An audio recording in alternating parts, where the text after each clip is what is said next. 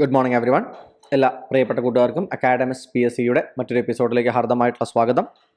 ഇന്ന് നമ്മൾ സംസാരിക്കാനായിട്ട് പോകുന്നത്, ഇന്ന് നമ്മൾ കാണാനായിട്ട് പോകുന്ന ഭാഗം എന്ന് പറയുന്നത് സെക്രട്ടേറിയറ്റ് അസിസ്റ്റൻ്റ് എക്സാമുമായി ബന്ധപ്പെട്ടിട്ട് നമ്മളൊരു സ്റ്റഡി പ്ലാൻ നടത്തിക്കൊണ്ടിരിക്കുന്നുണ്ട് അല്ലേ.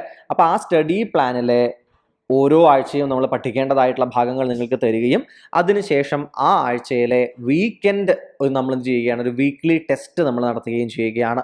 ആ ടെസ്റ്റിൽ നമ്മൾ 11 ആഴ്ചകൾ കഴിഞ്ഞിരിക്കുകയാണ്. 11ാമത്തെ ആഴ്ചയിൽ നിങ്ങൾക്ക് പഠിക്കാൻ തന്ന വിഷയങ്ങളുമായി ബന്ധപ്പെട്ടൊരു ടെസ്റ്റ് തന്നിട്ടുണ്ടായിരുന്നു. അതിലെ ചർച്ചയാണ്, ആ ടെസ്റ്റുമായി ബന്ധപ്പെട്ടുള്ള ഡിസ്കഷനാണ് നമ്മൾ ഇവിടെ നടത്താനായിട്ട് പോകുന്നത്. സെക്രട്ടേറിയറ്റ് അസിസ്റ്റൻ്റ് പരീക്ഷയ്ക്ക് തയ്യാറാകുന്ന എല്ലാ ആളുകളും ഇതിനു മുമ്പുള്ള ചർച്ചകളും കാണാനായിട്ട് ശ്രമിക്കുക. നമ്മൾ സിലബസ് ഒന്നാകെ കവർ ചെയ്യുന്ന രീതിയിൽ സിലബസിനെ പല ഭാഗങ്ങളാക്കുകയും ഓരോ ആഴ്ചകളിൽ ഓരോ ഭാഗങ്ങളായി പഠിച്ച് പോവുകയുമാണ്. ഓരോ ആഴ്ചയിലെയും വീക്ക്ലി ടെസ്റ്റുകൾ ഇതിനു മുമ്പുള്ള ഭാഗങ്ങളിൽ നിങ്ങൾക്ക് ഇതേ ചാനലിൽ കാണാൻ സാധിക്കുന്നതായിരിക്കും.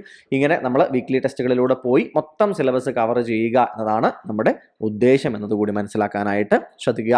അപ്പോൾ 11ാമത്തെ ആഴ്ചയിലെ ആദ്യത്തെ ചോദ്യത്തിലേക്ക് നമുക്ക് കടക്കാം.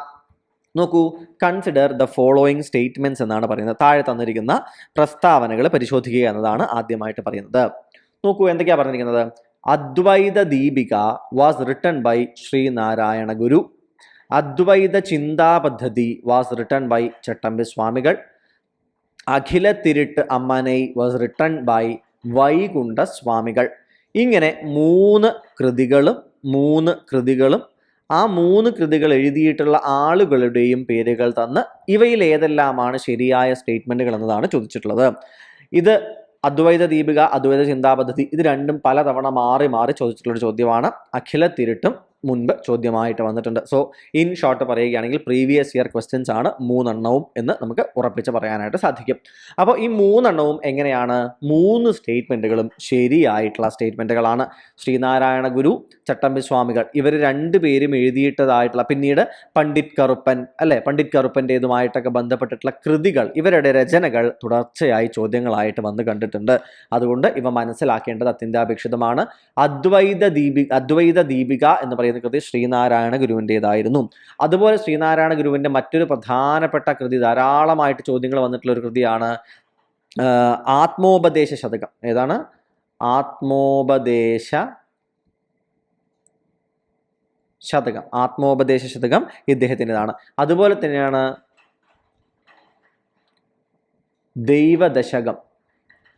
ദൈവദശകം, അതും ശ്രീനാരായണ ഗുരുദേവൻ്റെതായിരുന്നു എന്ന് പറയുന്നത് കൃതി എന്ന് പറയുന്നത്. അതുപോലെ തന്നെ ഈശാവാസ്യോപനിഷത്തിന്റെ തർജ്ജമ അദ്ദേഹം ചെയ്തിട്ടുണ്ട്. തിരുക്കുറളിന്റെ തർജ്ജമ അദ്ദേഹം ചെയ്തിട്ടുണ്ട്. മനസ്സിലാവുന്നുണ്ട്? ഈശാവാസ്യോപനിഷത്തിന്റെയും തിരുക്കുറളിന്റെയും തർജ്ജമയും ശ്രീനാരായണ ഗുരു ചെയ്തിട്ടുണ്ട്. ഇനി ഇതുപോലെ പല കൃതികൾ, പിന്നെ നമുക്ക് ഒരു എന്താ പറയുന്നത്, മാറ്റങ്ങൾ വരുത്തണം എന്ന രീതിയിൽ ഒരു സോഷ്യൽ ചേഞ്ച് വേണം എന്ന തരത്തിൽ അദ്ദേഹം എഴുതിയിട്ടുള്ള ചില കൃതികളാണ് ചോദ്യങ്ങളായിട്ട് ഇതിനു മുമ്പ് വന്നതുകൊണ്ട് പറയുകയാണ്. ജാതി നിർണയം. ഏതാണ്? ജാതി നിർണയം. അതുപോലെ തന്നെ മറ്റൊന്നാണ് സിമിലർ പേര്, ജാതി ലക്ഷണം. ഏതായിരുന്നു?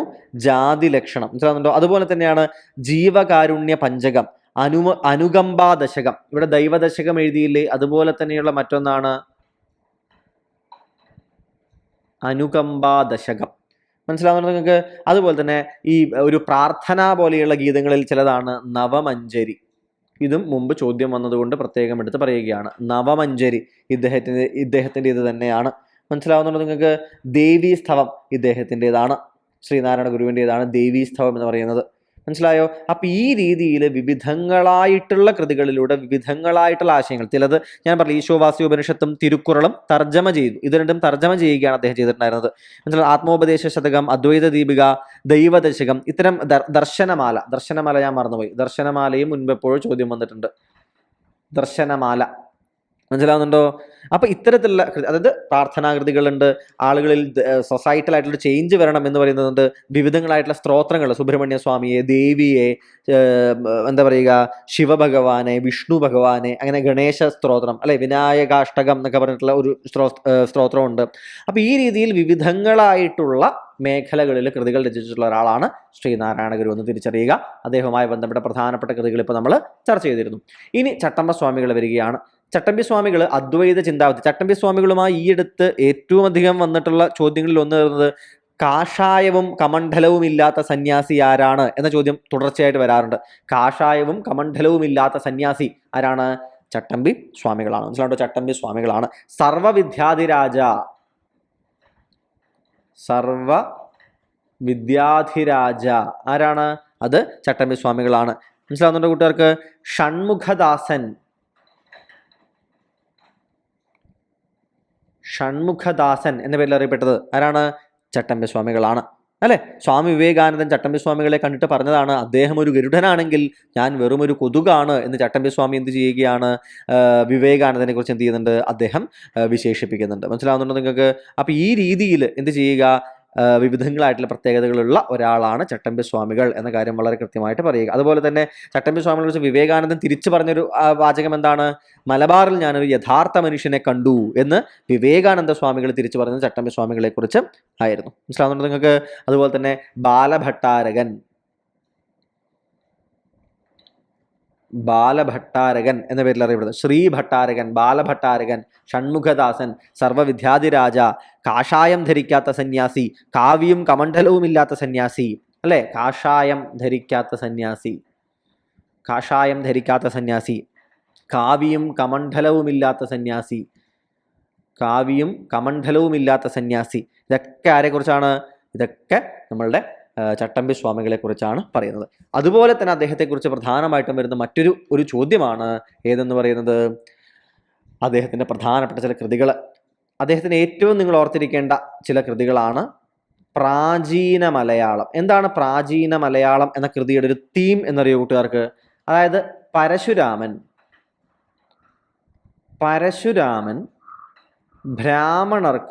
ബ്രാഹ്മണർക്ക് വേണ്ടി സൃഷ്ടിച്ചതാണ് കേരളം. ബ്രാഹ്മണർക്ക് എന്ത് ചെയ്തതാണ്? ദാനം കൊടുത്തൊരു കൃതിയാണ് കേരളം എന്ന ഒരു പണ്ടത്തെ കൃതി. ഒരു പരശുരാമൻ മഴുവെറിഞ്ഞ് വീണ്ടെടുക്കുകയും അത് ബ്രാഹ്മണർക്ക് ദാനം ചെയ്തു എന്ന് പറയുന്ന പഴയൊരു ഒരു വാദമുണ്ട്. അതിനെ എതിർത്ത ഒരു കൃതിയായിരുന്നു പ്രാചീന മലയാളം. ഇന്ന് അദ്ദേഹം എതിർത്തിരുന്നെങ്കിൽ എന്തായിട്ട് മാറുമായിരുന്നു എന്ന് എനിക്കറിയില്ല.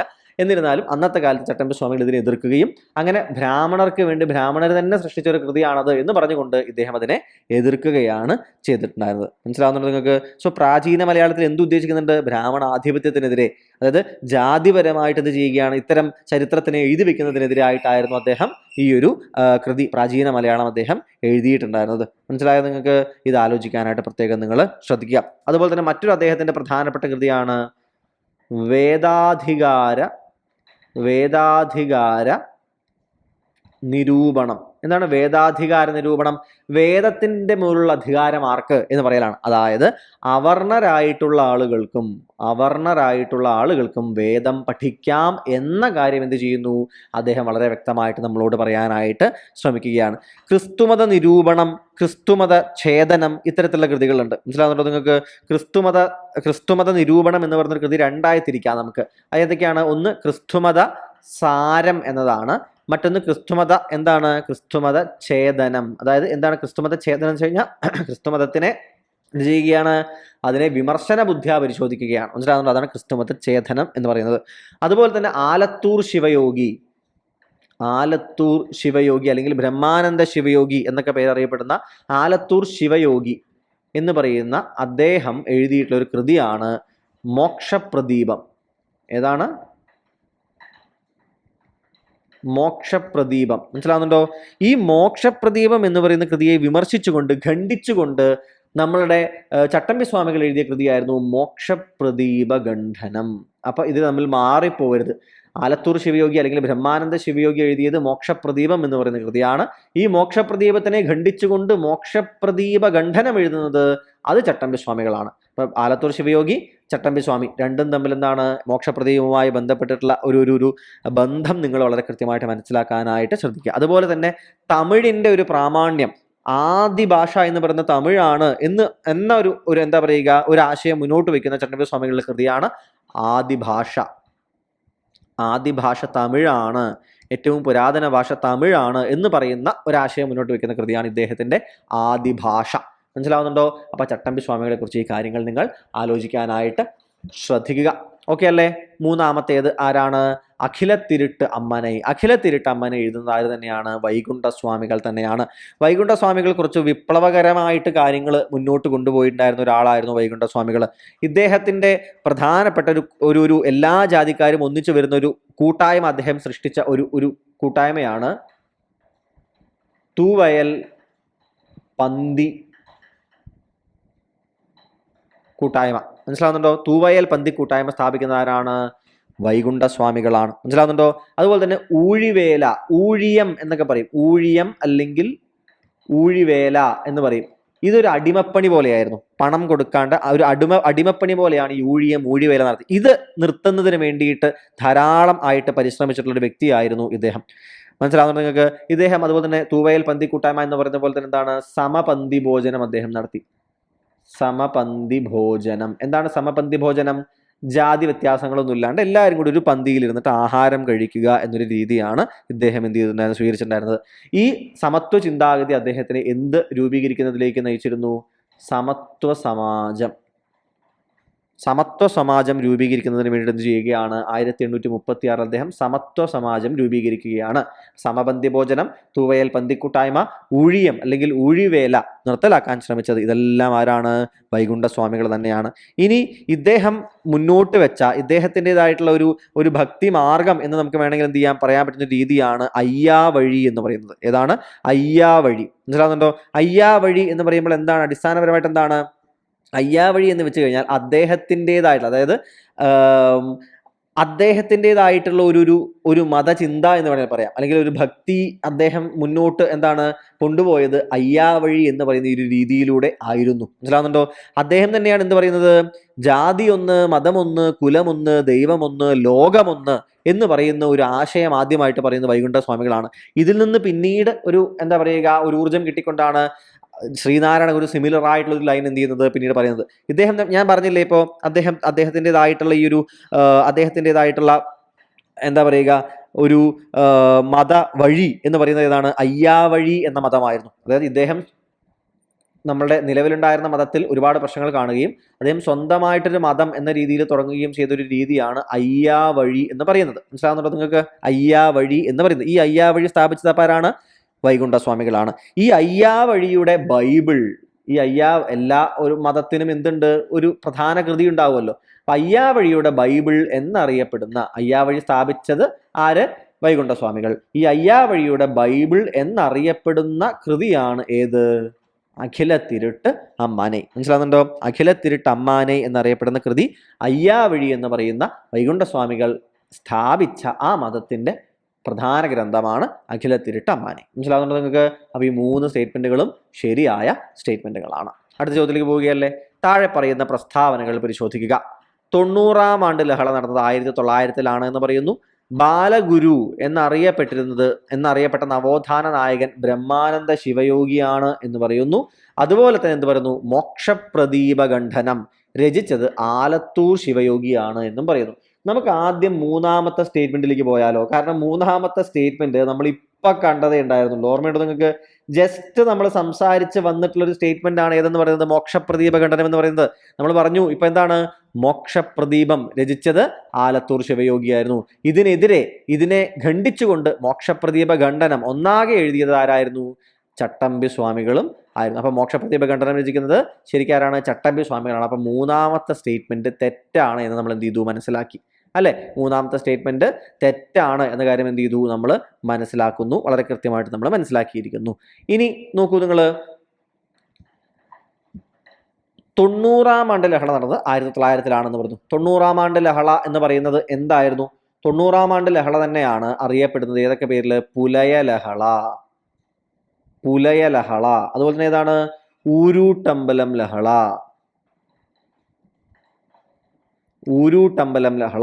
ഈ പേരിലെല്ലാം അറിയപ്പെടുന്ന ഏതാണ്? ഇതേ ലഹളയാണ്. 90-ാം ആണ്ട് ലഹള, ഊരൂട്ടമ്പലം ലഹള, ഇവയെല്ലാം എന്താണ്? അതായത് ഊരൂട്ടമ്പലം എന്ന് പറയുന്നത് ഒരു ഗ്രാമമായിരുന്നു. തിരുവനന്തപുരത്തുള്ള ഒരു ഗ്രാമമാണ് ഊരൂട്ടമ്പലം. അവിടെ പഞ്ചമി എന്ന് പേരുള്ള ഒരു ദളിത് പെൺകുട്ടി ഉണ്ടായിരുന്നു.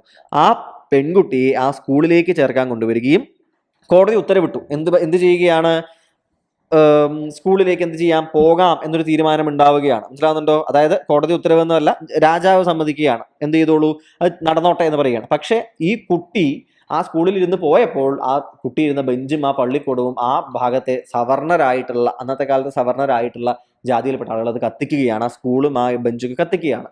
ഇതിനെ തുടർന്ന് നടന്നിട്ടുള്ള വലിയ പ്രക്ഷോഭമായിരുന്നു 90-ാം ആണ്ട് ലഹള എന്ന പേരിൽ അറിയപ്പെട്ടിരുന്നത്. ഇതേ 90-ാം ആണ്ട് ലഹള അതുകൊണ്ട് തന്നെ പുലയ ലഹള എന്നും മൂരൂട്ടമ്പലം ലഹള എന്ന പേരിലും അറിയപ്പെടുന്നുണ്ട്. ഇങ്ങനെ സംഭവിപ്പിച്ചപ്പോഴാണ് അയ്യങ്കാളി വളരെ പ്രശസ്തമായിട്ടുള്ള ഏത് ലൈൻ പറയുന്നത്, ഞങ്ങളുടെ കുട്ടികൾക്ക് നിങ്ങളുടെ സ്കൂളിൽ പഠിക്കാൻ സൗകര്യം കൊടുത്തില്ലെങ്കിൽ നിങ്ങളുടെ കാണായ പാടത്തെല്ലാം മുട്ടിപ്പുല്ല് ഞങ്ങൾ കുരിപ്പിക്കും. അതായത് ഒരാൾ പോലും നിങ്ങളുടെ പാടത്തിറങ്ങില്ല പണിയെടുക്കാൻ, അവിടെ എന്ത് ചെയ്യും, മുട്ടിപ്പുല്ല് മാത്രം വളരും, അവിടെ നെല്ല് വളരില്ല, ഞങ്ങളുടെ കുട്ടികൾക്ക് വിദ്യാഭ്യാസം കിട്ടിയില്ലെങ്കിൽ എന്ന് അതിശക്തമായി പ്രഖ്യാപിച്ചതുമാര് തന്നെയായിരുന്നു സമോന്നതനായിട്ടുള്ള അയ്യങ്കാളി തന്നെയായിരുന്നു. മനസ്സിലാവുന്നുണ്ട് നിങ്ങൾക്ക്? അപ്പൊ 90-ാം ആണ്ട് ലഹളയുമായി ബന്ധപ്പെട്ട ഈ കാര്യങ്ങളെല്ലാം നിങ്ങൾ ഓർത്ത് വെക്കുക. ഇനി പ്രധാന വർഷം എന്താ? 900-ത്തിലല്ല, 1915-ലാണ് ഈ ലഹള സംഭവിക്കുന്നത്. സോ 1 തെറ്റാണ്, 3 തെറ്റാണ്, 1 തെറ്റാണ്, 3 തെറ്റാണ്. അപ്പോൾ ഇനി ഓപ്ഷൻസിൽ വേറെ ഒന്നും നോക്കേണ്ട ആവശ്യമില്ലല്ലോ, 2 മാത്രം ശരിയെന്നൊരു ഓപ്ഷൻ ഇതിൽ കിടക്കുന്നില്ലല്ലോ. അപ്പൊ ആൻസർ ഏതായിരിക്കും? എല്ലാം തെറ്റ് എന്ന് പറയുന്നത് തന്നെയായിരിക്കും. ഈ ബാലഗുരു എന്നറിയപ്പെട്ട ആരായിരുന്നു? ബ്രഹ്മാനന്ദ ശിവയോഗിയാണോ? ബ്രഹ്മാനന്ദ ശിവയോഗി അല്ല. ആരാണ് ബാലഗുരു എന്ന് അറിയപ്പെട്ടിട്ടുണ്ടായിരുന്നത്? വാഗ്ഭടാനന്ദൻ. വാഗ്ഭടാനന്ദനാണ് ഏത് പേരിൽ അറിയപ്പെട്ടിരുന്നത്? ബാലഗുരു എന്ന പേരിൽ അറിയപ്പെട്ടിട്ടുണ്ടായിരുന്നത്. ഇദ്ദേഹത്തിന്റെ പ്രധാനപ്പെട്ട കൃതി നമ്മൾ കീഴിൽ കൊടുത്തിട്ടുണ്ടായിരുന്നു, അതുമായി ബന്ധപ്പെട്ട് ഇടയ്ക്ക് ചോദ്യം വരുന്നുണ്ട്. സ്വതന്ത്ര ചിന്താമണി. സ്വതന്ത്ര ചിന്താമണി എന്ന് പറയുന്നത് വാഗ്ഭടാനന്ദന്റെ പ്രധാനപ്പെട്ട ഒരു കൃതിയാണ്.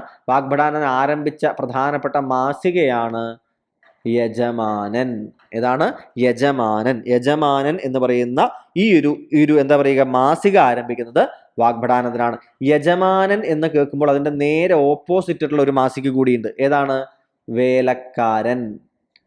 വേലക്കാരൻ. വേലക്കാരൻ എന്ന് പറഞ്ഞ മാസിക ആരംഭിക്കുന്നത് ആരാണെന്ന് അറിയോ നിങ്ങൾക്ക്? അത് ആരംഭിക്കുന്നത് സഹോദരൻ അയ്യപ്പനാണ്. സഹോദരൻ അയ്യപ്പൻ വേലക്കാരൻ എന്ന് പറയുന്ന മാസിക ആരംഭിച്ചു. വാഗ്ഭടാനന്ദൻ യജമാനൻ എന്ന് പറയുന്ന ഒരു മാസികയും ആരംഭിക്കുകയാണ് എന്ന കാര്യം മനസ്സിലാക്കാൻ പ്രത്യേകം നിങ്ങൾ ശ്രദ്ധിക്കുക. ഓക്കെ അല്ലേ? അപ്പോൾ ഈ ഭാഗവും മനസ്സിലായല്ലോ. അപ്പൊ എല്ലാ സ്റ്റേറ്റ്മെന്റും ഇതിൽ തെറ്റായിട്ടാണ് വന്നിരിക്കുന്നത്. അടുത്തത്, പിടിയരി സമ്പ്രദായം ചുവട്ടിൽ കൊടുക്കുന്ന ആരുമായി ബന്ധപ്പെട്ടിരിക്കുന്നു? ആരാണ്? കുര്യാക്കോസ് ഏലിയാസ് ചാവറ അല്ലെ? കുര്യാക്കോസ് ഏലിയാസ് ചാവറ. അതായത് ഒരു കാലഘട്ടങ്ങളിൽ ഒരുപാട് പേര് പട്ടിണി കിടക്കുന്ന ഒരു കാലഘട്ടം ഉണ്ടായിരുന്നു. അപ്പോൾ ഇദ്ദേഹം പറഞ്ഞതാണ്, എല്ലാ കുടുംബങ്ങളിൽ നിന്നും ഒരു പിടി അരി എന്ത് ചെയ്യുക? ദാനമായി കൊടുക്കുക. അവ എന്ത് ചെയ്യാം? ആഹാരത്തിന് വകയില്ലാത്ത ആളുകൾക്ക് കൊടുക്കുന്നതിന് വേണ്ടിയിട്ട് സാധിക്കും. കുര്യാക്കോസ് ഏലിയാസ് ചാവറ എന്ന് പറയുന്ന സമയത്ത് നമ്മുടെ വിദ്യാഭ്യാസ രംഗത്ത് ഒരു വലിയ ഒരു കുതിച്ചുചാട്ടത്തിന് കാരണമായിട്ടുള്ള ഒരു പോളിസി ആയിരുന്നു എന്തെന്ന് പറയുന്നത്, പള്ളിക്കൊരു പള്ളിക്കൂടം. ഏതാണ്? പള്ളിക്കൊരു പള്ളിക്കൂടം. എന്തുകൊണ്ടാണ് സ്കൂളുകൾ പള്ളിക്കൂടം എന്നറിയപ്പെട്ടിട്ടുണ്ടായിരുന്നത്? പള്ളികളുമായി ബന്ധപ്പെട്ടാണ് അന്ന് ഒരുപാട് സ്കൂളുകൾ നിലവിൽ വന്നിട്ടായിരുന്നത്. അതുകൊണ്ടാണ് ഇവ പള്ളിക്കൂടം എന്ന പേരിൽ കൂടി അറിയപ്പെട്ടിട്ടുണ്ടായിരുന്നത്. അപ്പൊ പള്ളിക്കൊരു പള്ളിക്കൂടം എന്ന പേരിൽ ഉള്ള ഒരു രീതി കൊണ്ടുവന്നത് കുര്യാക്കോസ് ഏലിയാസ് ചാവറയായിരുന്നു. ചാവറയച്ചൻ എന്ന പേരിൽ ഇദ്ദേഹം പ്രശസ്തനായിരുന്നു. ഇദ്ദേഹത്തെക്കുറിച്ച് വരുന്ന പ്രധാനപ്പെട്ട മറ്റൊരു കാര്യമാണ്, ഇത്തരത്തിൽ വിദ്യാഭ്യാസ രംഗത്ത് അതുപോലെ തന്നെ അദ്ദേഹം അച്ചടി രംഗത്ത് അദ്ദേഹം വലിയ വിപ്ലവം ഉണ്ടാക്കി. അച്ചടി രംഗത്ത് ഇദ്ദേഹം കൊണ്ടുവന്ന വലിയ വിപ്ലവത്തിനെയാണ് എന്ത് പേരിൽ അറിയപ്പെടുന്നത്? വാഴത്തട വിപ്ലവം. ഏത് പേരിൽ അറിയപ്പെടുന്നത്? വാഴത്തട വിപ്ലവം എന്ന പേരിൽ അറിയപ്പെടുന്ന വിപ്ലവം അച്ചടി രംഗത്ത് ഇദ്ദേഹത്തിന്റെ നേതൃത്വത്തിൽ കൊണ്ടുവന്നിട്ടുണ്ടായിരുന്ന വിപ്ലവം ആയിരുന്നു. മനസ്സിലാവുന്ന കൂട്ടുകാർക്ക്? ഇദ്ദേഹം സ്ഥാപിച്ച ആദ്യത്തെ സെമിനാരി കീഴിൽ പറയുന്നുണ്ട്. എവിടെയാണ്? മാന്നാനത്താണ് അദ്ദേഹം ആദ്യത്തെ സെമിനാരി സ്ഥാപിക്കുന്നത്. മാന്നാനത്ത് തന്നെയാണ് കേരളത്തിലെ 3ാമത്തെ പ്രസ് അച്ചടിശാല അദ്ദേഹം സ്ഥാപിക്കുന്നത്. മനസ്സിലാവുന്നുണ്ടോ? ഇതിന്റെ പേരെന്തായിരുന്നു? Saint Joseph press. മനസ്സിലാവുന്നുണ്ടോ? സെന്റ് ജോസഫ് പ്രസ് കേരളത്തിലെ 3ാമത്തെ അച്ചടിശാലയായിരുന്നു. ഇതും മാന്നാനത്ത് തന്നെയാണ് സ്ഥാപിക്കപ്പെടുന്നത്. ഈ സെന്റ് ജോസഫിലാണ് വളരെ പ്രശസ്തമായിട്ടുള്ള ജ്ഞാനപീയൂഷം എന്ന് പറയുന്ന കൃതി രചിക്കപ്പെടുന്നത്. അച്ചടിക്കപ്പെടുന്നത്. മനസ്സിലാവുന്നുണ്ടോ? അപ്പൊ ജ്ഞാനപീയൂഷം ആദ്യമായിട്ട്, അതായത് ജ്ഞാനപീയൂഷം ആണ് ആദ്യമായിട്ട് എന്ത് ചെയ്യുന്നത്? ഈ മാന്നാനത്തെ സെന്റ് ജോസഫ് പ്രസ്സിൽ അച്ചടിക്കപ്പെടുന്ന പുസ്തകം എന്ന കാര്യം കൂടി ആലോചിക്കാനായിട്ട് ശ്രദ്ധിക്കുക. അപ്പൊ കുര്യാക്കോസ് ഏലിയാസ് ചാവറയെ കുറിച്ചുള്ള പ്രധാനപ്പെട്ട കാര്യങ്ങൾ നമ്മൾ പറഞ്ഞിട്ടുണ്ട്. ഇനി ഹിസ്റ്ററിയുടെ ചില പ്രധാനപ്പെട്ട ഭാഗങ്ങളിലേക്ക് നമ്മൾ കടക്കുകയാണ്. എന്താണ് ഇന്ത്യൻ ഹിസ്റ്ററിയിലെ പ്രധാന ഭാഗത്ത് ആദ്യത്തെ ചോദ്യം വരുന്നത്? നോക്കൂ, which of the following point related to Rowlatt act is not correct? ശരിയല്ലാത്തത്. റൗളത്ത് ആക്ടുമായി ബന്ധപ്പെട്ട് ശരിയല്ലാത്ത സ്റ്റേറ്റ്മെന്റ് ഏതെന്നാണ് ചോദിക്കുന്നത്, അല്ലെ? റൗളത്ത് ആക്ടുമായി ബന്ധപ്പെട്ട് തെറ്റായ പ്രസ്താവന തിരിച്ചറിയുക. നോക്കൂ, any Indian can be arrested without any warrant. Rowlatt act ബ്രിട്ടീഷുകാർ കൊണ്ടുവന്ന ഏറ്റവും പ്രധാനപ്പെട്ട, ഏറ്റവും അധികം എന്താ പറയുക, ജനങ്ങളെ അടിച്ചമർത്താൻ വേണ്ടി കൊണ്ടുവന്ന ആക്ടുകളിൽ ഒന്നായിട്ടാണ് അറിയപ്പെടുന്നത്. 1919 ഫെബ്രുവരിയിലാണ് ഈ ആക്ട് പുറത്തേക്ക് വരുന്നത്, അല്ലെ? 1919 ഫെബ്രുവരിയിലാണ് എന്ത് ചെയ്യുന്നത്, ഈ ആക്ട് പുറത്തേക്ക് വരുന്നത്. അപ്പോൾ വേൾഡ് വാറിന്റെ എൻഡിങ്ങുമായി ബന്ധപ്പെട്ടൊക്കെ നിങ്ങളത് മനസ്സിലാക്കണം. മനസ്സിലാകുന്നുണ്ടോ? വേൾഡ് വാർ ഒന്നിന് എൻഡിങ്, ബ്രിട്ടീഷുകാരുടെ അപ്പോഴത്തെ സ്ഥിതി, ഇതൊക്കെ കൂടി ചേർത്ത് പിന്നീട് ഇവിടെ ഉണ്ടായിരുന്ന വലിയ വലിയ പ്രതിഷേധങ്ങൾ, അല്ലെ? ഇന്ത്യയെ അത് ബാധിച്ച രീതികൾ, അല്ലെ? അതുപോലെ തന്നെ പിന്നീട് നമ്മൾ കാണാനായിട്ട് പിന്നീട് പോകുന്ന രീതിയിലുള്ള വിവിധങ്ങളായിട്ടുള്ള സമരപരമ്പരകളുടെ തുടക്കം. അപ്പൊ ഇതെല്ലാം കൂടി ചേർന്ന് ബ്രിട്ടീഷുകാർ റൗളത്ത് ആക്ട് പാസ്സാക്കുകയും ഇന്ത്യക്കാരെ ഡിസെൻഡ് ചെയ്യുന്ന ആളുകളെ അടിച്ചമർത്താനായിട്ട്, അന്ന് കോൺഗ്രസിന്റെ ഒക്കെ ആളുകൾ എതിരെ പോയിട്ടുള്ള ആളുകളെ അടിച്ചമർത്താൻ എന്തൊക്കെ ചെയ്യാം എന്ന് വ്യക്തമായിട്ട് പറയുന്ന ഒരു ആക്ട് ആയിരുന്നു റൗളത്ത് ആക്ട്. അപ്പൊ ഏതൊരു ഇന്ത്യക്കാരനും എന്ത് ചെയ്യാം? വാറണ്ട് ഇല്ലാതെ അറസ്റ്റ് ചെയ്യപ്പെടാം. ശരിയായിരുന്നു. Appeals in higher court can be denied. ശരിയാണ്, ഹയർ കോർട്ടിൽ അപ്പീലുകൾ ഡിനൈ ചെയ്യാനുള്ള അധികാരം കൊടുത്തിരുന്നു. A person can be imprisoned indefinitely after the trial. ട്രയലിന് ശേഷം ഒരു വ്യക്തിയെ ഇൻഡെഫിനിറ്റ് ആയിട്ട്, ലക്ഷ്യമില്ലാത്ത അത്രയും കാലം എന്ത് ചെയ്യാം? തടവിലിടാമെന്ന് പറഞ്ഞു. ശരിയാണോ? ഇതിലൊരു തെറ്റുണ്ട്. കാരണം എന്താ അറിയോ? ആഫ്റ്റർ ദ ട്രയൽ എന്നൊന്നുമില്ല. വിത്തൗട്ട് എനി ട്രയൽ ഒന്നുമില്ലാണ്ട് തന്നെ ഒരാൾ എന്ത് ചെയ്യാം? ഇൻഡെഫിനിറ്റ്ലി ഒരാളെ തടവിലിടാൻ പറ്റും. അപ്പൊ ഈ സ്റ്റേറ്റ്മെന്റ് ആണ് തെറ്റായ സ്റ്റേറ്റ്മെന്റ്. അടുത്തത് secret hearing in the court can be done. കോർട്ടിനുള്ളിൽ രഹസ്യമായിട്ടുള്ള വിചാരണ നടത്താനായിട്ടും സാധിക്കുമെന്ന് നിങ്ങൾ മനസ്സിലാക്കുക. അപ്പോൾ വിത്തൗട്ട് എനി ട്രയൽ തന്നെ ഒരാളെ എന്ത് ചെയ്യാം? ഇൻഡെഫിനിറ്റ്ലി ഇംപ്രിസൺ ചെയ്യാനായിട്ട് സാധിക്കുമായിരുന്നു എന്ന് മനസ്സിലാക്കാനായിട്ട് നിങ്ങൾ നോക്കുക. അടുത്ത ചോദ്യം നോക്കൂ. Consider the following statements. താഴെ പറയുന്ന സ്റ്റേറ്റ്മെന്റുകൾ പരിശോധിക്കുക. Kakori train robbery was planned and executed by Hindustan Republic Association. Hindustan Republic Association ആണ് കാക്കോരി ട്രെയിൻ റോബറി പ്ലാൻ ചെയ്ത് നടപ്പിലാക്കിയത് എന്നതാണ് ആദ്യത്തെ സ്റ്റേറ്റ്മെന്റ്. ശരിയാണോ? തീർച്ചയായും ശരിയായ സ്റ്റേറ്റ്മെന്റ് ആണ്, അല്ലെ? കക്കോരി ട്രെയിൻ റോബറിയും ഹിന്ദുസ്ഥാൻ റിപ്പബ്ലിക് അസോസിയേഷനും ഒരുപാട് ബന്ധപ്പെട്ട് കിടക്കുന്ന രണ്ടാളുകളാണ്. ഇപ്പൊ ഫസ്റ്റ് സ്റ്റേറ്റ്മെന്റ് ശരിയായിട്ടുള്ള സ്റ്റേറ്റ്മെന്റ് തന്നെയാണ്. ഇനി നോക്കൂ നിങ്ങൾ, അപ്പം തന്നെ എന്ത് ചെയ്തു? 2 ഓപ്ഷനുകൾ ഓൾറെഡി പോയി കഴിഞ്ഞു. ഓൺലി 1 ആണോ 1 and 2 ആണെന്ന് നമുക്ക് നോക്കണ്ടു. തേർഡ് നോക്കേണ്ട ആവശ്യമേ വരുന്നില്ല. പറയുമ്പോൾ തേർഡ് സ്റ്റേറ്റ്മെന്റ് ആണ് ഇതിൽ ഏറ്റവും കോംപ്ലിക്കേറ്റഡ് സ്റ്റേറ്റ്മെന്റ്, അല്ലെ? Hindustan Republic Association was formed in the year 1926 in Calcutta which was the epicentre of revolutionaries at that time എന്നാണ് പറയുന്നത്. അപ്പൊ നമുക്കിത് വളരെ വ്യക്തമായിട്ട് അറിയുന്ന കാര്യമാണ്. എന്തെന്ന് പറയുന്നത്? ഈ ഒരു സംഘടന ഹിന്ദുസ്ഥാൻ റിപ്പബ്ലിക് അസോസിയേഷൻ രൂപീകരിക്കപ്പെട്ടിട്ടുണ്ട്. വർഷം ചിലപ്പോൾ നമ്മൾ എന്ത് ചെയ്യില്ല, നമ്മൾ ഓർത്തിരിക്കില്ല. ഹിന്ദുസ്ഥാൻ റിപ്പബ്ലിക് അസോസിയേഷൻ സ്ഥാപിക്കപ്പെട്ടത് 1926 1924 കൽക്കത്തയിലല്ല. പകരം എവിടെയാണ് ഇത് സ്ഥാപിക്കപ്പെടുന്നത്? ഇത് സ്ഥാപിക്കപ്പെടുന്നത് എന്ന് പറയുന്നത് വേറൊരു സ്ഥലത്തുമല്ല. അന്ന് ഇവരെല്ലാവരും കൂടി, ഇത് സ്ഥാപിക്കപ്പെടുന്ന മീറ്റിങ്ങിന് വേണ്ടിയിട്ട് ഇവരെല്ലാവരും കൂടി ഒന്നിച്ചു വരുന്നത് കാൺപൂരിലാണ്. എവിടെയാണ്? കാൺപൂരിലാണ് ഇവരൊക്കെ കൂടി ഒന്നിച്ചു വരുന്നത്. മനസ്സിലാവുന്നുണ്ടോ?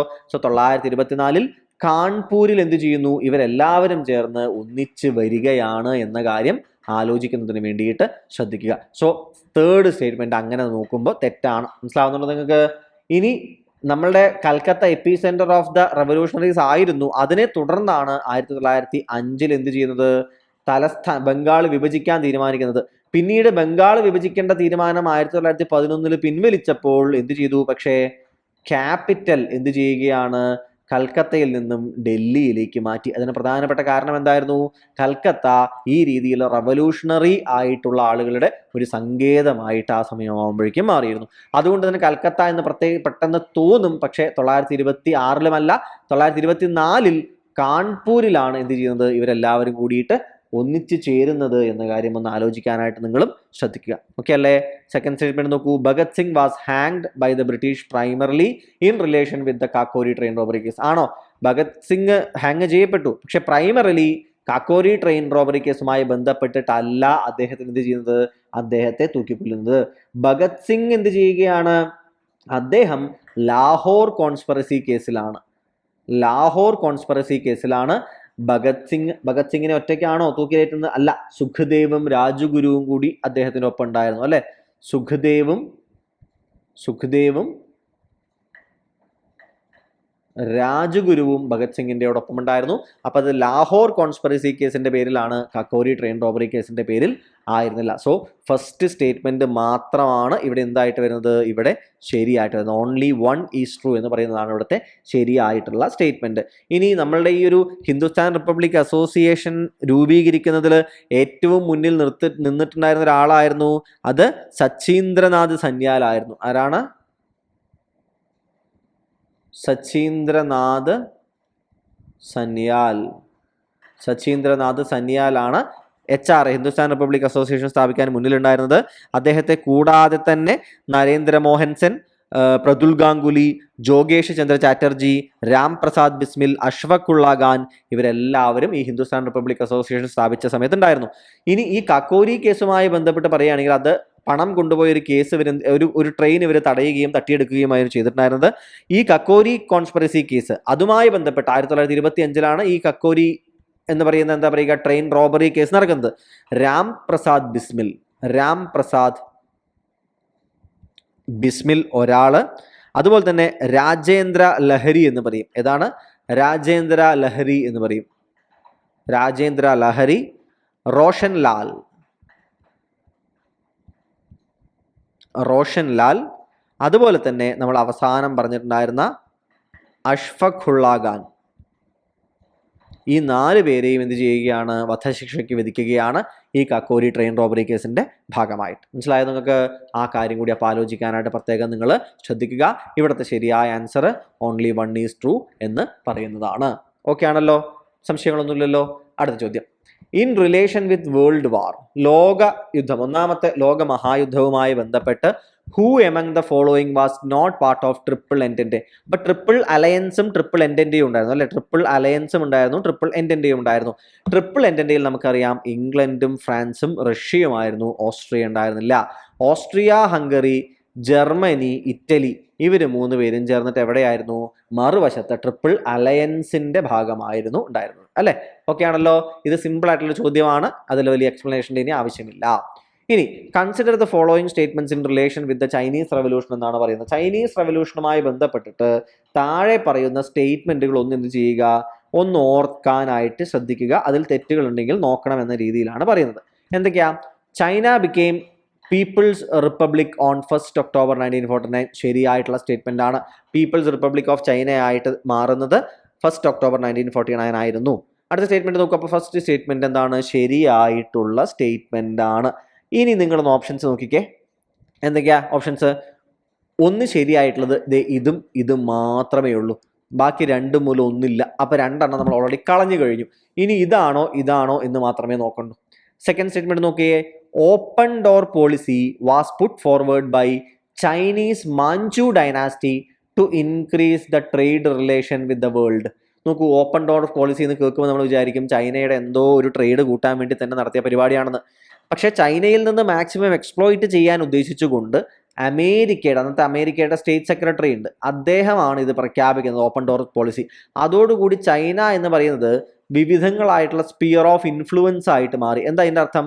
ഒരു സ്ഥലം അമേരിക്ക ആയിരിക്കും, ഒരു സ്ഥലം UK ആയിരിക്കും, ഒരു സ്ഥലത്ത് ഫ്രാൻസ് ആയിരിക്കും, സ്പെയിൻ ആയിരിക്കും, അങ്ങനെ ഓരോരോ രാജ്യങ്ങൾക്ക് ഓരോരോ ഇൻഫ്ലുവൻസുകളുള്ള ഏരിയകൾ മാത്രമായിട്ട് ചൈന മാറി. ഇതിനെയാണ് ഓപ്പൺ ഡോർ പോളിസി എന്ന് വിളിച്ചിരുന്നത്. സോ സെക്കൻഡ് സ്റ്റേറ്റ്മെന്റ് തെറ്റാണ്. തേർഡ് സ്റ്റേറ്റ്മെന്റ് നോക്കൂ. Doctor Sun Yatsen establish കുമൻതാങ് party അല്ലെ? ആദ്യത്തെ വിപ്ലവം കഴിഞ്ഞ് പിന്നെ ഡോക്ടർ സൻ യാത്സൻ ആണ് എന്ത് ചെയ്യുന്നത്? കുമാൻതാങ് പാർട്ടി ഉണ്ടാക്കുന്നത്. സിമ്പിൾ ബേസിക് കാര്യമാണ്, ശരിയായിട്ടുള്ള സ്റ്റേറ്റ്മെന്റ്. അപ്പോൾ 1ഉം 3യുമാണ് ശരിയായിട്ടുള്ള സ്റ്റേറ്റ്മെന്റ് എന്ന് നമുക്ക് മനസ്സിലാക്കുന്നു. ഓൾ ആർ ട്രൂ തെറ്റാണ്, 1 and 3 ആർ ട്രൂ എന്ന കാര്യം മനസ്സിലാക്കാനായിട്ട് പ്രത്യേകം ശ്രദ്ധിക്കുക. അടുത്ത ക്വസ്റ്റ്യൻ നോക്കിക്കേ. Kerala state council. അപ്പോൾ നമ്മൾ ഇപ്പം എന്തൊക്കെ കഴിഞ്ഞു? നമ്മൾ ഓൾറെഡി നമ്മൾ കഴിഞ്ഞ കാര്യങ്ങൾ എന്തൊക്കെയായിരുന്നു?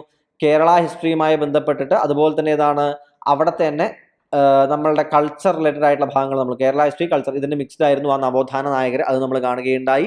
ഇന്ത്യൻ ഹിസ്റ്ററിയുടെ ചില ഭാഗങ്ങൾ കണ്ടു, വേൾഡ് ഹിസ്റ്ററിയുടെ ചില ഭാഗങ്ങൾ നമ്മൾ കണ്ടു. ഇനി നമ്മൾ പോകുന്നത് സയൻസ് ആൻഡ് ടെക്നിക്കാണ്. നോക്കൂ, Kerala state council for science and technology and environment KSCSTE was established in which year എന്നാണ് ചോദിക്കുന്നത്. ഏത് വർഷമാണെന്ന് അറിയോ നിങ്ങൾക്ക്?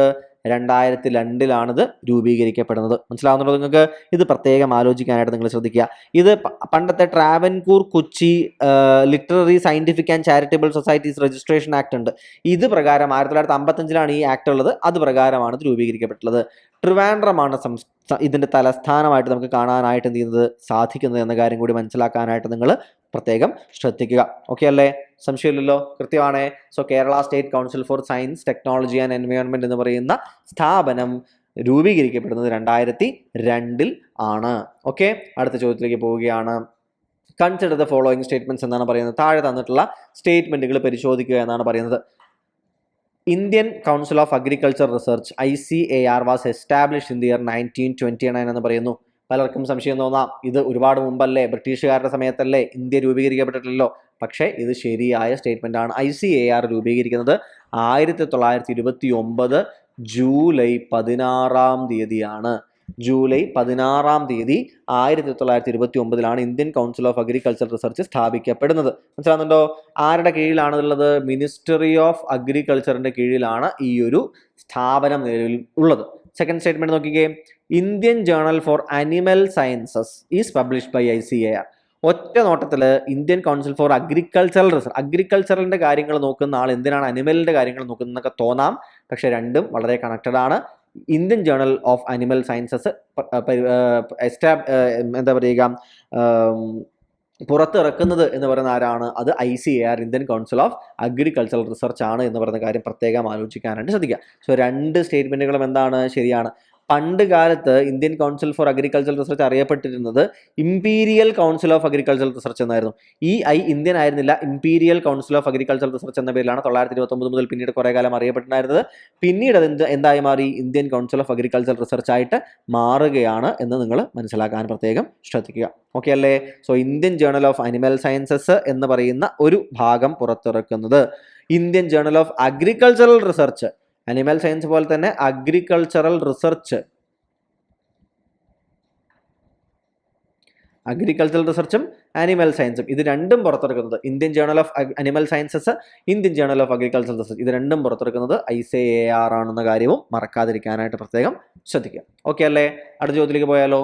അടുത്ത ചോദ്യം, ഫൈൻഡ് ദ റോങ് പെയർ. നോക്കൂ, ഓരോരോ സ്ഥാപനങ്ങളും അവ സ്ഥാപിക്കപ്പെട്ട വർഷമാണ്. ഇത് പ്രധാനപ്പെട്ട ഭാഗങ്ങൾ തന്നതാണ്. ഞാൻ ചിലപ്പോൾ എന്ത് ചോദിക്കാം, 3 ഇങ്ങനെ 4 എണ്ണത്തിന്റെ പേര് മാത്രം തരും, എന്നിട്ട് അവ സ്ഥാപിക്കപ്പെട്ട ഓർഡറിൽ അതിന് എഴുതാനൊക്കെ ചിലപ്പോൾ പറയാൻ സാധ്യതയുണ്ട്.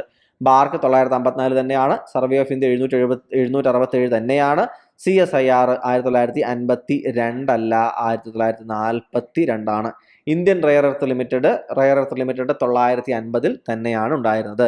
CSIR 952 അല്ല, 1942 CSIR സ്ഥാപിക്കപ്പെട്ടത്. മനസ്സിലായോ നിങ്ങൾക്ക്? ക്ലിയർ ആണേ? അപ്പോൾ 10ാമത്തെ ചോദ്യം നമ്മൾ നോക്കിയിട്ടുണ്ട്. ഇനി 11 പ്രസ്താവനകൾ പരിശോധിക്കുക എന്ന് പറയുന്നു. എന്തൊക്കെയാണ് പരിശോധിക്കാനുള്ളത്? കേരളത്തിന്റെ ഭൂപ്രകൃതിയിൽ 48% ഇടനാടാണ്. ഒരുപാട് നമ്മൾ കണ്ടതാണ്. ഇടനാടല്ല, ഏതാണ്? മലനാടാണ് 48%. അപ്പോൾ ഫസ്റ്റ് സ്റ്റേറ്റ്മെന്റ് തെറ്റ് എന്ന് പറയുമ്പോൾ നിങ്ങൾ വളരെ കൃത്യമായിട്ട് മനസ്സിലാക്കുക. അപ്പോൾ നമുക്ക് ഇവിടുന്ന് പെട്ടെന്ന് എലിമിനേറ്റ് ചെയ്യാൻ 2 എണ്ണം പറ്റും. ഫസ്റ്റ് തെറ്റെന്ന് പറയുമ്പോൾ എന്താണ്? 2ഉം ശരി എന്നുള്ളതും പോയി, 1 മാത്രം ശരി എന്നുള്ളതും പോയി. അല്ല, ഇനി 2 എണ്ണം, 2 മാത്രം ശരി അല്ലെങ്കിൽ 2ഉം തെറ്റ്. പൂർണ്ണമായും കരയാൽ ചുറ്റപ്പെട്ട 3 ജില്ലകൾ കേരളത്തിലുണ്ട്. ആണോ? 3 ആണോ? അല്ല, 5 ജില്ലകളുണ്ട് അല്ലേ?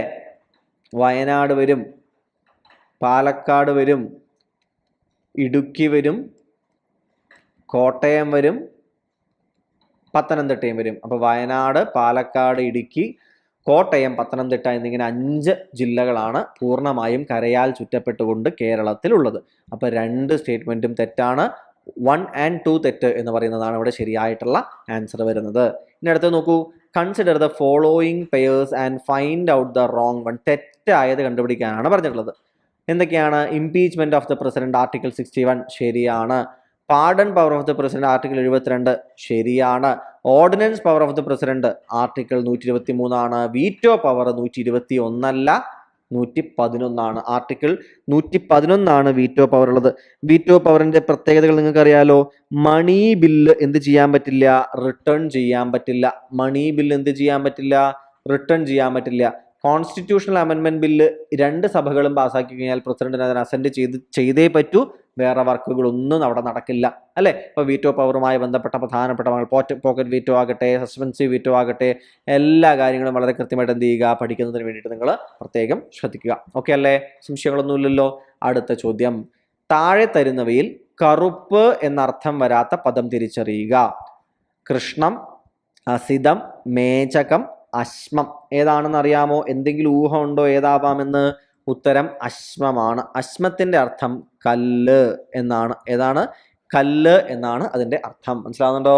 കൃഷ്ണം, അസിതം, മേചകം ഇവയുടെ എല്ലാം അർത്ഥം കറുപ്പ് എന്ന് പറയുന്നതിലേക്കാണ് വിരൽ ചൂണ്ടുന്നത്. ഇനി അടുത്ത് നോക്കൂ, അമ്പ് വിഴുങ്ങുക എന്ന ശൈലിയുടെ അർത്ഥം എന്താണെന്നാണ് ചോദിക്കുന്നത്. അമ്പ് വിഴുങ്ങുക എന്ന് വെച്ച് കഴിഞ്ഞാൽ വളരെ വലിയ കുഴപ്പത്തിൽ ചാടുക. മനസ്സിലാവുണ്ടോ? അമ്പ് ഒരാൾ എന്തെങ്കിലും തൊണ്ടയിൽ കുടുങ്ങി എന്തെങ്കിലും വിഴുങ്ങിയുള്ള അവസ്ഥ ആലോചിക്കുകയെ, അതുപോലെ വലിയ കുഴപ്പത്തിൽ ചാടുക എന്നതാണ് അമ്പ് വിഴുങ്ങുക എന്ന ശൈലിയുടെ അർത്ഥമായിട്ട് വരുന്നത്. ഇനി കുടത്തിലെ വിളക്ക് എന്ന ശൈലിയുടെ അർത്ഥം എന്താണ്? അതായത് പുറത്തറിയാത്ത ഒരു യോഗ്യത, ഒരു ടാലന്റ് ഒരാൾക്ക് ഉണ്ടെന്നുണ്ടെങ്കിൽ അത് കുടത്തിന്റെ ഉള്ളിൽ കത്തണ വിളക്ക് പോലെ എന്ന് പറയാൻ പറ്റും. കാരണം കുടത്തിനുള്ളിൽ വിളക്ക് കത്തിയിട്ട് വല്ല കാര്യമുണ്ടോ? പുറത്തേക്ക് ആ പ്രകാശം അറിയുമോ? അറിയില്ല. ഇതാണ് ഇവിടെ ഉദ്ദേശിച്ചിട്ടുള്ളത്. മനസ്സിലാവുന്നുണ്ടോ? സോ കുടത്തിലെ വിളക്ക് എന്ന് പറയുന്ന പേരിൽ അറിയപ്പെടുന്നത് എന്തിൻ്റെയാണ്? പുറത്തറിയാത്ത യോഗ്യതയാണ് ആ പേരിൽ നമ്മൾ വിളിക്കുന്നത്. ഓക്കെ അല്ലേ? സോ ഇത്തരം 15 ക്വസ്റ്റ്യൻസ് ആണ് ഇവിടെ ഞാൻ നിങ്ങൾക്ക് വേണ്ടി ഡിസ്കസ് ചെയ്യുന്നത്. ഇനി അടുത്ത ചോദ്യങ്ങളുമായി ബന്ധപ്പെട്ട് നിങ്ങളുടെ മുന്നിലേക്ക് അടുത്ത ഫാക്കൽറ്റി വരുന്നതായിരിക്കും. Thank you everyone. Hi all, എല്ലാവർക്കും നമസ്കാരം. യെസ്, അപ്പോ നമ്മള് സ്റ്റഡി പ്ലാനിൽ വീക്ക് 11 ആണ്. ഇതിൽ ഡയറക്റ്റും ഇൻഡയറക്റ്റ് സ്പീച്ചും, അതുപോലെ ഡയറക്റ്റും ഇൻഡയറക്റ്റ് സ്പീച്ചും പിന്നെ ക്വസ്റ്റ്യൻ ടാഗും ആണ് നമ്മൾ ഈ ഒരു സെഷനിൽ ഡിസ്കസ് ചെയ്യുന്നത്. ഓക്കെ, അപ്പം നിങ്ങൾക്ക് മാക്സിമം ക്വസ്റ്റ്യൻസ് തന്നെ സോൾവ് ചെയ്യാൻ നോക്കുക. എന്തെങ്കിലും ഡൗട്ട് ഉണ്ടെങ്കിൽ ഗ്രൂപ്പിൽ ചോദിച്ചാൽ മതി, നമുക്ക് ഡിസ്കസ് ചെയ്യാം. ഓക്കെ, സോ നമുക്ക് സ്റ്റാർട്ട് ചെയ്യാം അല്ലേ? Yes, the first one. Identify the incorrect transformation. Direct to indirect to ആണ് ചോദിച്ചിരിക്കുന്നത്. She said, I will visit Paris next week. ഇതിനെ ഇൻഡയറക്ട്ലിക്ക് മാറ്റണം. ഏതായിരിക്കും കറക്റ്റ്? ഒരു പോയിന്റ് നമ്മൾ അറിഞ്ഞിരിക്കുക. വില്ല് ഡയറക്ട്ലി വില്ല് ഇൻഡയറക്ട്ലിക്ക് വരുമ്പോഴത്തേക്കും വുഡ് ആകും. വില്ല് വുഡ് ആയിട്ട് ചേഞ്ച് ചെയ്യും. ആൻഡ് ഇവിടെ 2 ഓപ്ഷൻസ് ആണ് വുഡിൽ വരുന്നത്. Okay, yes, so ഏതായിരിക്കും കറക്റ്റ് ആയിട്ടുള്ള answer?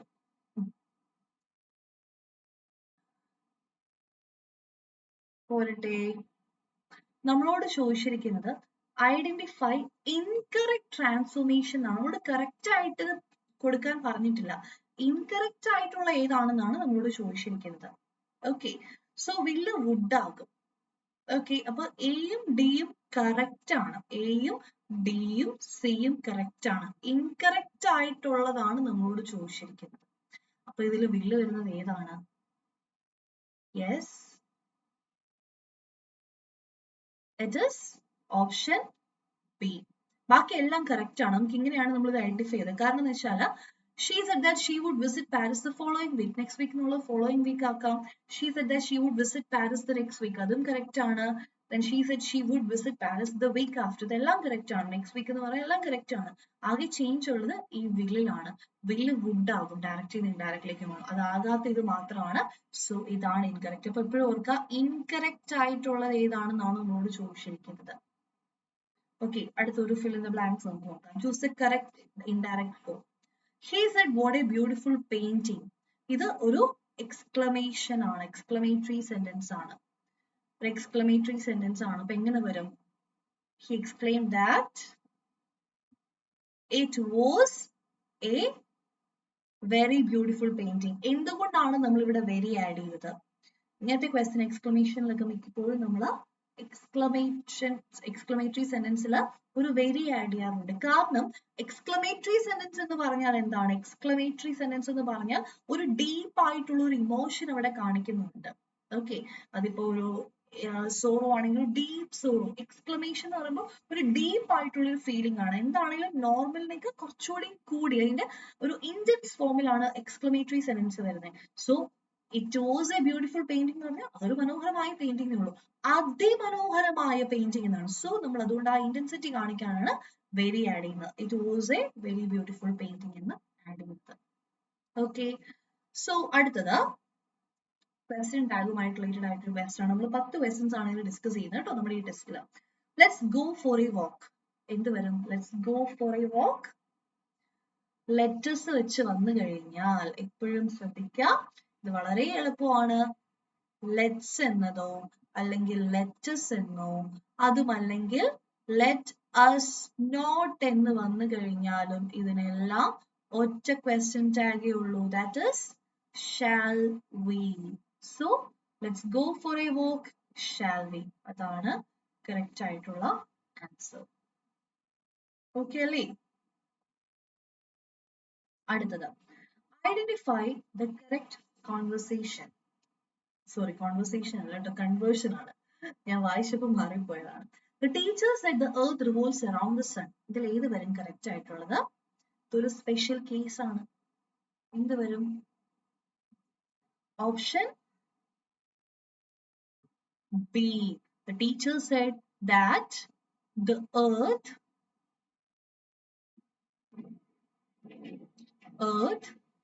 revolves around the sun. ഇവിടെ ചേഞ്ച് ഒന്നുമില്ല. പലർക്കും ഈ റൂൾ അറിയില്ലെങ്കിൽ ഈ ഓപ്ഷൻ ഒഴിച്ച് ബാക്കി ഏത് വേണേലും ചൂസ് ചെയ്യും. കാരണം ഉണ്ടല്ലോ, ഇവിടെ ചേഞ്ച് വരില്ല. യൂണിവേഴ്സൽ ട്രൂത്ത് ആണ്. യൂണിവേഴ്സൽ ട്രൂത്ത് വരികയാണെങ്കിൽ അത് അൺചേഞ്ച്ഡ് ആയിട്ടെടുക്കും. ടെൻസിന് ചേഞ്ച് ഒന്നുമില്ല. Universal truth remains unchanged. Remain unchanged in direct speech, in indirect speech. Okay, അതുകൊണ്ട് അവിടെ ചേഞ്ച് ഒന്നുമില്ല. ജസ്റ്റ് ഇങ്ങനത്തെ യൂണിവേഴ്സൽ ട്രൂത്ത് അല്ലെങ്കിൽ ഒരു ഹാബിച്വൽ ആക്ഷൻ അങ്ങനത്തെയൊക്കെ വരുവാണെങ്കിൽ എന്ത് ചെയ്യുക? ജസ്റ്റ് ഇൻവേർട്ടഡ് കോമേഴ്സ് മാറ്റുക, ഒരു ദാറ്റ് ആഡ് ചെയ്യാം. ഓക്കെ, ദെൻ അടുത്തത് നമുക്ക് നോക്കാം. ഇൻകറക്റ്റ് സെന്റൻസ് ആണ് നമ്മോട് ചോദിച്ചിരിക്കുന്നത്. Yes, she asked if I had finished my work. She asked if I had finished my work. ഇത് കറക്റ്റ് ആയിട്ടുള്ള ഇൻഡയറക്റ്റ് സ്പീച്ച് ആണ്. കാരണം ഒരു ക്വസ്റ്റ്യൻ ആണ്. ക്വസ്റ്റ്യൻ ആണെങ്കിൽ ഇൻഡയറക്റ്റിലേക്ക് മാറ്റുമ്പോൾ ഇഫ് അല്ലെങ്കിൽ വെദർ ആഡ് ചെയ്യണം. അത് കറക്റ്റ് ആണ്. Okay, then B. നമ്മളോട് ചോദിച്ചിരിക്കുന്ന ഇൻകറക്റ്റ് സെന്റൻസ് ആണ്. ഡയറക്ഷൻ ഇപ്പോഴും നോക്കുക കേട്ടോ. ദെൻ അടുത്ത നോക്കിക്കേ. He said I can't attend the meeting. He said I can't attend the meeting. അവിടെ എന്തെങ്കിലും എറർ ഉണ്ടോ? Yes. He said I can't attend the meeting. Correct ആണ്, പ്രശ്നമൊന്നുമില്ല, അതും ഓക്കെ ആണ്. സോ ഇതും കറക്റ്റ് ആണ്, ഇതും കറക്റ്റ് ആണ്.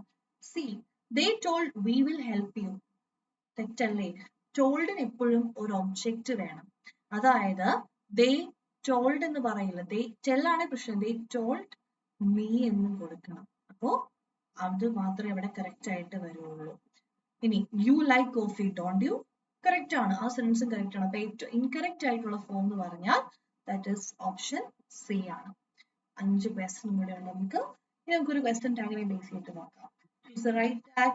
She hardly ever eats sweets. Does she? Doesn't he? Isn't she? Won't she? ഏതായിരിക്കും? Does she? ഇത് ഒറ്റ നോട്ടത്തിൽ ചിലപ്പോൾ തെറ്റിപ്പോവാം. കാരണം ഇവിടെ നോക്കുമ്പോൾ നോയും നോട്ടും ഒന്നുമില്ല. പക്ഷേ ഹാർഡ്ലി എന്ന് പറഞ്ഞാൽ സെമി നെഗറ്റീവ് ആണ്. അപ്പോ നെഗറ്റീവ് സെന്റൻസ് ആണ്. അതുകൊണ്ട് positive question tag does she. Okay അല്ലേ? Moving to the 7th question. 7ാമത്തെ ക്വസ്റ്റ്യൻ നോക്കിക്കേ. Convert the direct question correctly. Convert ചെയ്യാം. കറക്റ്റ് ആയിട്ട് കറക്റ്റ് ചെയ്യാനാണ് പറഞ്ഞിരിക്കുന്നത്. കൺവേർട്ട് ചെയ്യാനാണ്. She asked me where did you buy this book. ഒരു ക്വസ്റ്റ്യൻ ആണ്. And yes or no question ആണെങ്കിൽ ഇഫ് അല്ലെങ്കിൽ വെദർ നമ്മൾ ആഡ് ചെയ്യണം. ഇനി WH ക്വസ്റ്റ്യൻ ആണെങ്കിൽ കൺജങ്ഷൻ ഒന്നും വേണ്ട. അപ്പൊ എങ്ങനെ വരും? She asked me where I had bought that book. She asked me where I had bought that book. Okay. So this എന്നുള്ളത് that ആകും. This that ആയിട്ട് മാറി. Then by bought ആകും. Okay അല്ലേ? Clear അല്ലേ? So option A. And moving to the 8th question, he said that he dashed the exam. Dash. ഇത് ഒരു സ്പീച്ചും ടാഗും എല്ലാം കൂടെ വരുന്ന ഒരു ക്വസ്റ്റൻ ആണ്. നോക്കിക്കേ എന്ത് വരും? ഇൻഡയറക്റ്റ് സ്പീച്ചില് പാസ്റ്റ് പെർഫെക്റ്റ് ടെൻസ് ആണ് വരേണ്ടത് ഇവിടെ. He said that he had passed. He had passed. അവിടെ ഒരു പാസ്റ്റ് പെർഫെക്റ്റ് വരണം. Past perfect. പാസ്റ്റ് പെർഫെക്റ്റ് എന്ന് പറയുമ്പോൾ ഏതാണ്? Subject plus had plus V3. He said that he had passed. And അതിന് ചേരുന്ന ക്വസ്റ്റ്യൻ ടാഗ് ഏതാണ്? hadn't he. അപ്പൊ ഇത് കിട്ടിക്കഴിഞ്ഞാൽ കറക്റ്റ് ആയിട്ട് നിങ്ങൾക്ക് ആൻസർ ചെയ്യാൻ പറ്റും. ഇത് കിട്ടിയാൽ. 9th question, convert correctly. Again, ഒരു special case ആണ്. The officer said, don't enter this area. Okay, don't enter this area. ഒരു വാർണിംഗ് ആണ്. ഇംപെറേറ്റീവ് സെന്റൻസ് ആണ്. എന്ത് വരും? ഒരു വാർണിംഗ് ആണെങ്കിൽ the officer ഒരു ഓർഡർ ആണ്, ഒരു കമാൻഡ്, ഒരു വാർണിംഗ് ആണ്. Don't enter this area. Okay, so the officer warned us. Don't എന്ന് വരുമ്പോ not to എന്ന് വരും. അപ്പൊ എന്ത് വരും? ഓപ്ഷൻ ബി ആണ് കറക്റ്റ് ആയിട്ടുള്ള answer. The officers warned us not to enter this എന്നുള്ള that ആകും, that area. Okay, and moving to the last question. Nobody called while I was out. While I was out. ഇവിടെ എന്ത് വരും? Nobody called while I was out. Yes, what will be the answer? പോരട്ടെ.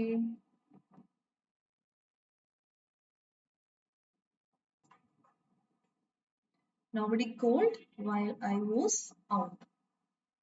എന്ത് വരും? Nobody. ഇവിടെ പലരും ശ്രദ്ധിക്കാതെ പോകുന്ന ഒരു കാര്യമുണ്ടേ. Nobody എന്ന് പറഞ്ഞാൽ നെഗറ്റീവ് ആണ്. അപ്പൊ ക്വസ്റ്റ്യൻ ടാഗ് പോസിറ്റീവ് വരും. ഇവിടെ ആകെ പോസിറ്റീവ് ആയിട്ട് ഏതാ ഉള്ളത്? Option A.